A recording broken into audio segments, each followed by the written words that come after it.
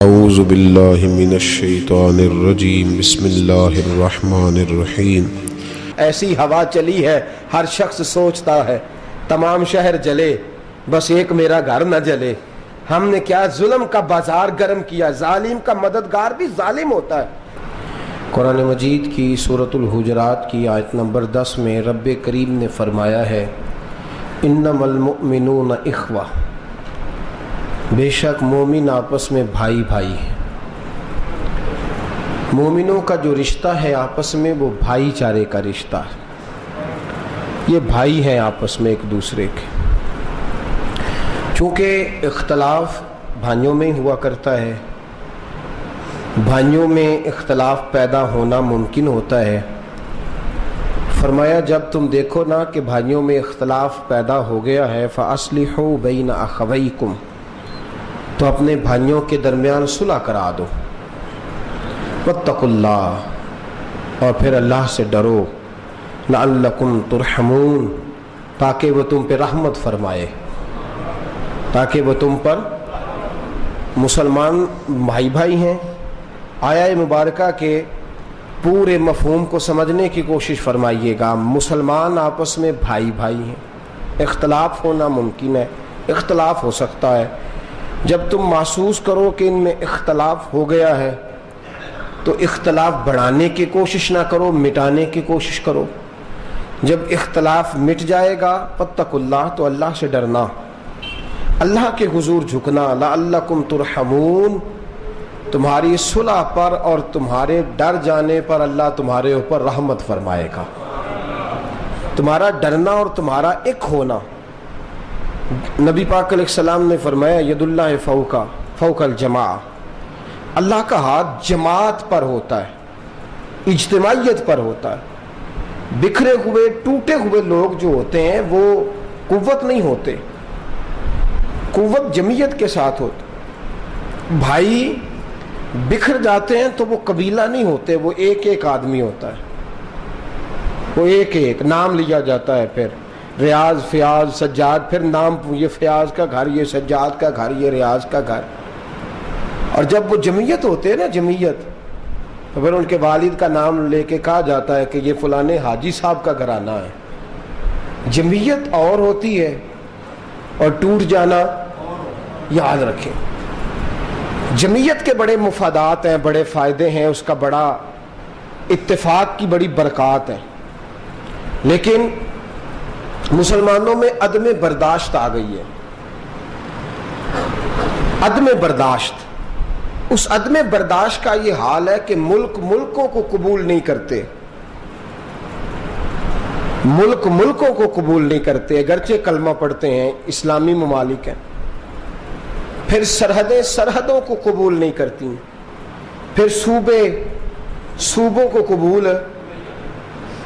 سندھ کا لیڈر پنجاب میں کامیاب ہو جائے یہ بڑا مشکل کام ہے، اور پنجاب کا لیڈر سندھ میں کامیاب ہو جائے یہ بڑی مشکل مرحلہ ہے۔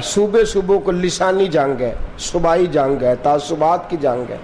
پھر اس کے آگے بڑھیں تو گھر کے اندر کوئی ایک دوسرے کو قبول کرنے کو تیار نہیں۔ عدم برداشت کا مسئلہ، ایک بچہ اپنا مسئلہ مجھے بیان کر رہا تھا تو میں اس سے پوچھ رہا تھا کہ بیٹے تو اتنا پریشان ہے، شادی تیری مرضی کی ہے کہ تیری اماں کی مرضی کی ہے؟ ساس بہو کی جنگ ہے تو ٹینشن کس کو ہے جی؟ مصیبت کس کے لیے بنی ہوئی ہے؟ مرد کے لیے بنی ہوئی ہے۔ اب میں پوچھنا چاہتا ہوں کہ شادی تیری مرضی کی کہ اماں کی مرضی؟ کہنے لگا جی شادی تو اماں کی مرضی کی ہے۔ تو میں نے کہا اسے کہنا پہلے لے آئیے، اب تو برداشت کیوں نہیں کرتی؟ برداشت تھوڑی دیر کے لیے، یہ عدم برداشت نے مسلمان کو تقسیم کر دیا، اور پھر ہم اونچ نیچ کے چکر سے نکلے ہی نہیں۔ کلمہ پڑھتا ہے لیکن چونکہ افریقہ کا ہے لہذا کالا ہی ہے، ہم اسے مسلمان کہنے کو تیار، کیا کہتے ہیں اسے ہم؟ بولے کالا، کیا کالا ہی کہہ رہے ہیں نا آج تک؟ وہ کالا تھا اور وہ کالا ہی، بھئی کالے تو حضرت بلال حبشی بھی تھے، بولے تھے کہ نہیں؟ اب کیا کہیں گے آپ؟ انڈونیشیا والے کا قد چھوٹا ہے تو وہ ساری زندگی مسلمان نہیں بیچارہ کہلا سکا، چھوٹے وقت قد والا ہی کہلائے گا۔ اور عربیوں نے کبھی مانا ہی نہیں کہ پاکستانی اور ہندوستانی اور بنگالی بھی مسلمان انسان ہی ہوتے ہیں. انہوں نے غلام ہی سمجھا ہے ساری زندگی, اور اسی رنگ میں انہوں نے وقت گزار دیا, غلام ہی سمجھا ہے. ہم تیار ہی نہیں. چھوٹی چھوٹی تقسیم ہے نا, چھوٹی چھوٹی. آگے دیکھیے قرآن نے اگلی آیت میں فرمایا یا ایھا الذین آمنوا لا یسخر قوم من قوم, اے ایمان والو کوئی قوم کسی قوم کا مذاق نہ اڑائے. آواز کم کریں. کوئی قوم کسی قوم کا مذاق یہ نہ کہے یہ فلانا ہوتا ہے, یہ فلانا ہوتا ہے. یا ایھا الذین آمنوا, فرمایا جب میں تم سب کو ایمان والا کہہ رہا ہوں, یا ایھا الذین, اب تم کوئی قوم بھی کسی قوم کا مذاق نہ اڑانا. فرمایا تم تو مذاق اڑا رہے ہو, اور رب فرماتا ہے عسیٰ ان یکونوا خیرا منہم, ہو سکتا ہے جس کا تم مذاق اڑا رہے ہو اللہ کی نظر میں وہ تم سے بہتر ہو. اللہ کی نگاہ ربوبیت میں وہ تم سے افضل ہو جس کا تم مذاق اڑا رہے. کسی کو کالا کہا جا رہا ہے, کسی کو فلانا کہا جا رہا ہے, کسی کو ابھی تک تقسیم سے باہر نہیں آئے. اور میرے نبی پاک صلی اللہ تعالی علیہ وسلم نے جو مزاج عطا فرمایا وہ کیسا عجیب ہے. ہجرت کر کے مسلمان آئے, مکے سے مدینے ہجرت ہوئی, اور اس ہجرت کا رنگ کیسا عجیب ہے. جیسے ناراض تو نہیں ہو جائیں گے آپ, ہو جاتے ہیں بیچ بیچ میں دوست, بعد میں مجھ سے ہلکا پھلکا شکوہ کرتے ہیں, کہتے ہیں آپ سخت باتیں کرتے ہیں کبھی کبھی. مکے سے ہجرت کر کے مدینے مسلمان آئے, تو جو مکے سے آئے وہ مہاجر ہوئے, اور جو مدینے کے رہنے والے تھے وہ جی انصار مدینہ. انصار مدینہ نے مہاجروں کو سر پہ بٹھا لیا. پہلے خلیفہ کون تھے پتہ ہے آپ کو؟ حضرت ابو بکر. وہ کون تھے؟ مہاجر کے انصار. حکومت کہاں کر رہے تھے؟ انصار پہ حکومت کر رہے تھے کون؟ مہاجر. دوسرے حضرت عمر, مہاجر تھے انصار تھے, حکومت کن پہ کر رہے تھے جی؟ تیسرے کہاں سے آئے تھے؟ مہاجر تھے, حکومت کس پہ کر رہے تھے؟ چوتھے کہاں سے آئے تھے؟ حکومت کس پہ کر رہے تھے؟ اسی تے اج تک مہاجروں بندے نہیں سمجھیا. ہاں ہاں آج تک مصیبت ہے, یہ مہاجر ہے یہ انصار ہے, آج تک پتہ نہیں کہاں سے اٹھ کے آ گئے, مہاجر ہے. پاکستان کے اندر بڑی تباہی ہوئی ہے اس مسئلے کی بنیاد پر. بہت سارے دہشت گرد جو پیدا ہوئے تو ان کی بنیاد یہی تھی, کچھ لوگوں کے ساتھ ظلم ہوا تو ان کے لیڈر بن گئے. آج تک یہ تقسیم باقی ہے. ہم مہاجروں میں شادی نہیں کرتے, یہ مہاجر ہوتے ہیں جی, ان کا کیا کام ہے, یہ کدھر سے آ گئے, یہ کون ہے. وہ تقسیم آج تک انہوں نے, انصار مدینہ نے ان کو اپنے سر پہ بٹھا لیا, لیکن ہم نے ان کو جگہ دینا پسند آج تک بھی نہیں کیا. ایک برادری ہونے کے باوجود بھی مہاجر کا مہاجر ہے آج تک, وہ کبھی بھی انصار بن سکے, کتنی زیادتی کی بات. تقسیم در تقسیم کا جو سلسلہ تھا وہ رکا نہیں, وہ قائم ہے. گجرانوالا والا کا بندہ کہتا ہے گجرات دے بندے نہیں چنگے ہوندے, تے گجرات والا آندا ہے سیال کوٹیاں تو اللہ بچائے, تے سیال کوٹی آندا ہے لاہوریے کو نہ کدھر پھس جایا جی, تے کراچی دے بھئیے کو لو تے رب اونجی پناہ, تے چنگا کون ہویا پھر؟ بولے میں اپنے کناں نہ سنیا لاہور والے کو آندے نے گجرا والے دا بس چلے تے ہڈیاں بھی کھا چھڈ ککڑ دیاں, شکر ہے نیرا ماس کھاندے نے. تسی کی سمجھدے, تسی کسی نوں بھیڑا آندے ہو تے وہ تانوں چنگا آندا ہے. یہ تقسیم ہے نا, تو یہ تقسیم ہم نے چھوڑی, ہمارا قصور ہے. بھائی آپ کسی کو گالی دیں وہ آپ کی تعریف کرے گا, آپ گالیاں دے رہے ہو کہ نہیں جی بڑی مہربانی بھائی تو ہم نے 10 گالاں دیتی گئے, ایسے ہوگا. آپ جب کہیں گے گجراتی غلط ہوتے ہیں تو وہ کہیں گے گجرانوالا والے اچھے ہوتے ہیں. آپ کہہ رہے ہیں سیال کوٹیوں کا بیڑا گرک جائے وہ تو اچھے نہیں ہوتے, تو وہ کہیں گے لاہور والا بڑا نیک ہے مجھے گالیاں دے رہا ہے. وہ بھی آپ کی کہاوتیں بنی ہوئی ہیں, شہروں کی کہاوتیں, صوبوں کی کہاوتیں, قوموں کی کہاوتیں بنا لی ہیں, گھڑ گھڑ کے بنا لی ہیں ہم نے. خدا را سوچیں, غور کریں کدھر جا رہے ہیں. امت مسلمہ جس کو میرے نبی پاک نے فرمایا ان کے وجود الگ الگ ہیں, لیکن فرمایا میرا کلمہ پڑھنے کی وجہ سے اللہ نے ان کی جان ایک کر دی ہے. وجود الگ الگ ہے لیکن جان ایک, جان ایک. میں اختلاف سے انکار نہیں کرتا, اختلاف تو صحابہ کے زمانے میں بھی ہو گیا. حضرت علی, حضرت امیر معاویہ کا اختلاف رہا ہے, وہ نماز نہیں پڑھتے تھے. صحابہ ایک دوسرے کے معاملات کے اندر سختی آ گئی تھی. وہ کہتے تھے کہ جناب علی کو अमीर बराक नहीं मानते, लिहाजा हम इनके पीछे नमाज पढ़ना भी पसंद नहीं करते। बातें आगे निकल गई थी, ठीक रहा, इख्तलाफ रहा, आज तक है, इसमें हम इख्तलाफ नहीं करते। अल्लाह ने भी कहा है कि इख्तलाफ हो जाए तो फासलिहू बैना अखवैकुम। लेकिन मेरे दोस्त, जहां यकजान होने की बारी आई वो यकजान भी होते थे। इख्तलाफ रहा है पर यकजान भी रहे हैं।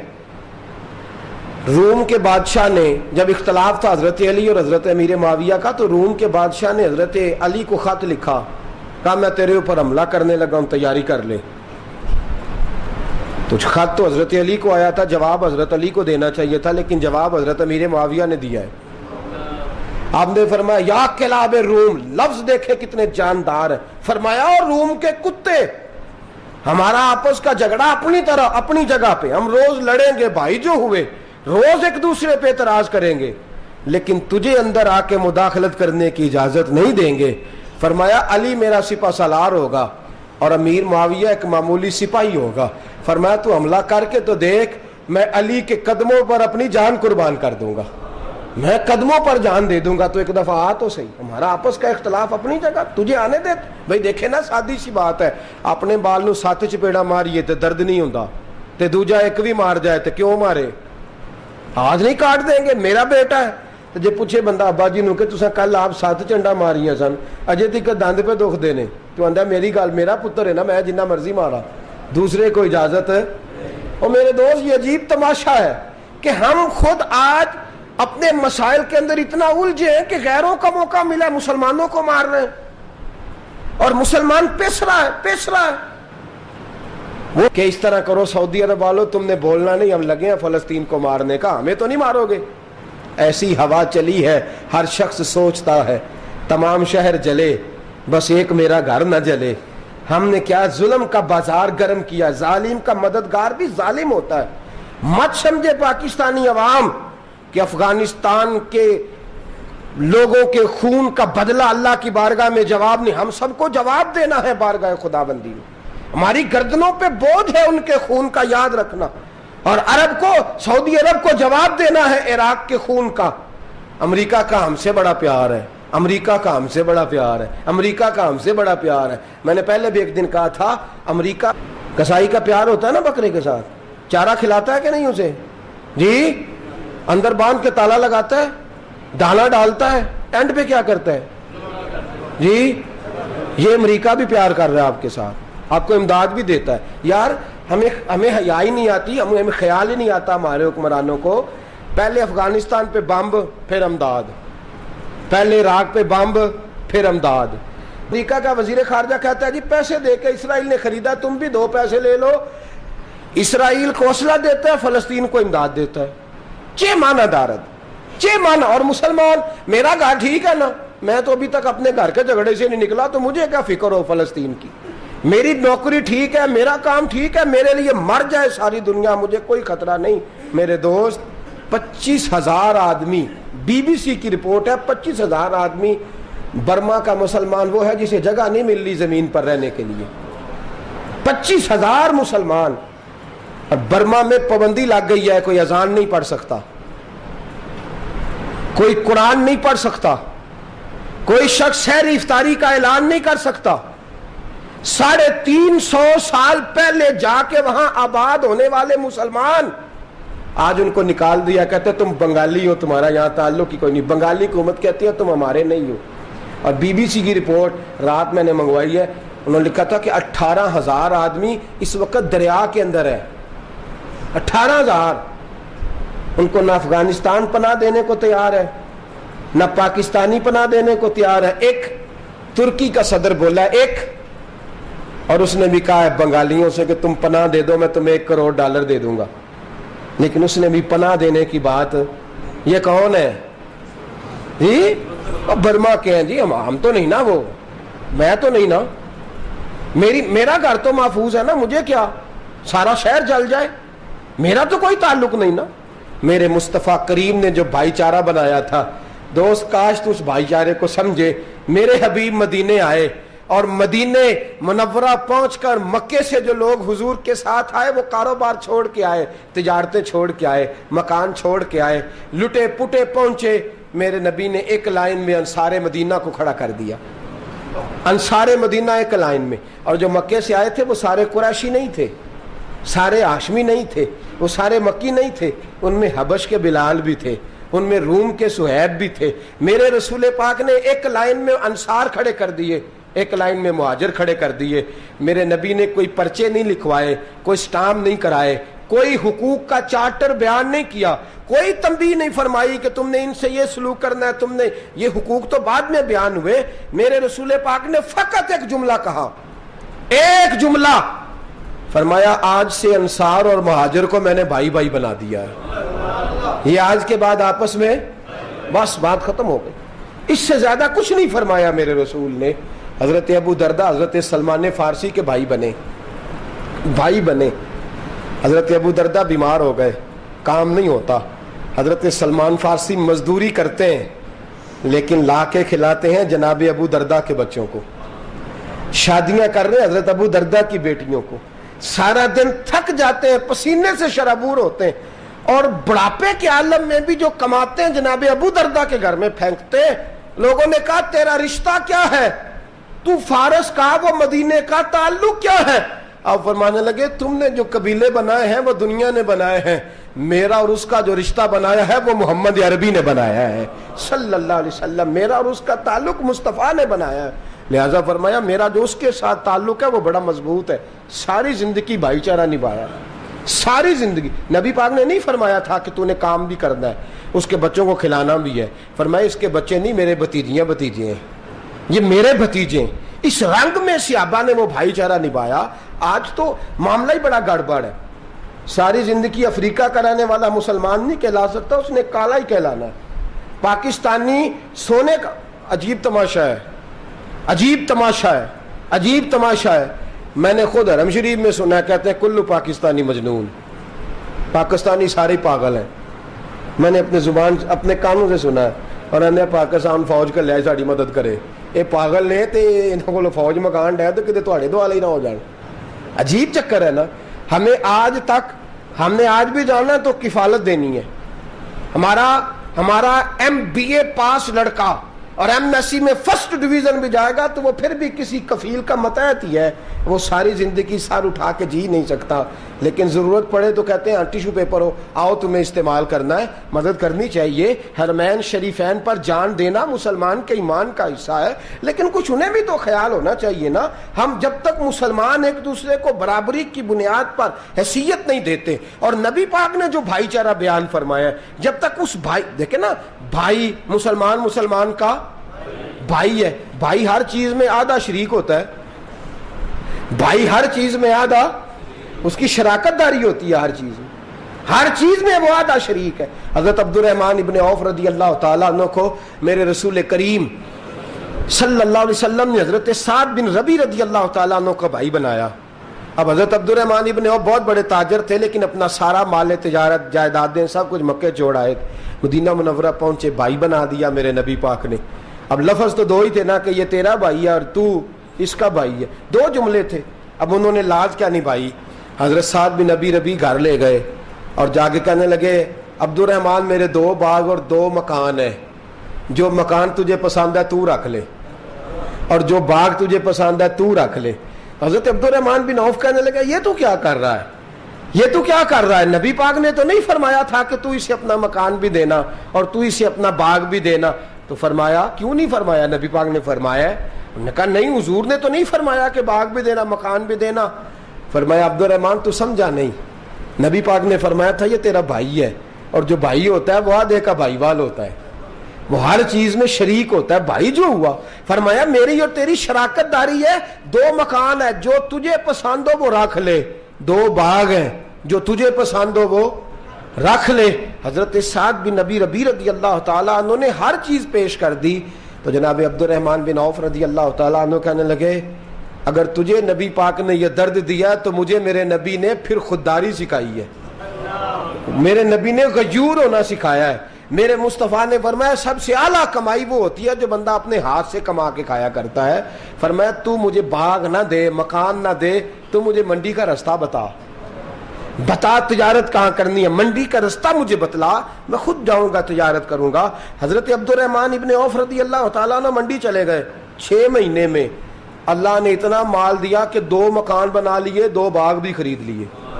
اتنی برکت رب کریم نے عطا فرمائی. یرزقہ من حیث لا یحتسب, مولا کے دینے کے انداز ہی بڑے انوکھے. فرماتے ہیں 6 مہینے میں لائنیں لگ گئیں. اب حضرت سعد کو بلایا اور بلا کے کہنے لگے تیرے لیے میں نے ایک باغ خریدا ہے, تیرے لیے میں نے ایک مکان خریدا ہے. تو کہنے لگے کیوں, مجھ پہ تو خیر ہے. فرمایا تو ہی تو کہتا تھا کہ میں اور تو بھائی بھائی ہے, تو مجھے دے سکتا ہے تو مجھے بھی تو تجھے دینا چاہیے نا. صرف لینا نہیں نا رکھنا, دینا بھی رکھنا ہے. فرمایا میں نے بھی تیرے لیے مکان. یہ بھائی چارے ہیں جو میرے حبیب نے, اور قبل اس سے کوئی آپس میں تعلق نہیں, کوئی پیار نہیں. تعارف بھی مدینے آ کے ہوا ہے. میرے دوستو بھائی چارہ, آج تو سگے بھائی کی گردن کاٹتا پھرتا ہے. انہیں بھاجی نے فرینڈ آپ رکھ لیا, مینوں پیچھے کر چھڑیا رہے. جھگڑا ہی جھگڑا ہے. 2 مرلے کا 2.5 مرلے کا بھائی کچہریوں میں کھڑے ہیں, ایک دوسرے کے خلاف گواہ پیش کر رہے ہیں. صحابہ نے دل کھول دیے, ان کو ہر چیز دے